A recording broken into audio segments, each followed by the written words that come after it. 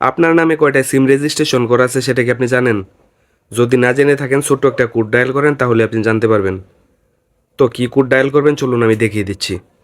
প্রথমে মোবাইলের ডায়াল প্যাডে আসবেন, এসে এখানে ডায়াল করবেন *16001#। এটা লিখে আপনারা জাস্ট ডায়াল করে দিবেন একটা সিমের মধ্যে। একটু অপেক্ষা করতে হবে।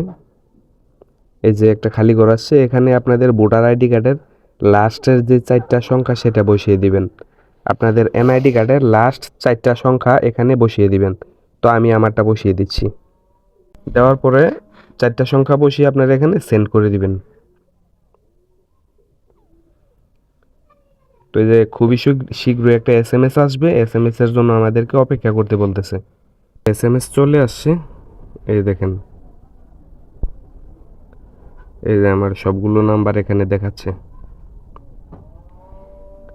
আমার এখানে মোট 8টা নাম্বার রেজিস্ট্রেশন করা আছে আমার নামে, সবগুলোই দেখাচ্ছে। তো আপনারা ঠিক এভাবেই দেখবেন। তো ভিডিওটা সবাই শেয়ার করে রাখতে পারেন, আপনার ভবিষ্যতে কাজে দিবে বা আপনার বন্ধুবান্ধব যারা আছে তারাও ভিডিওটা দেখে উপকৃত হতে পারবে। ধন্যবাদ সবাইকে।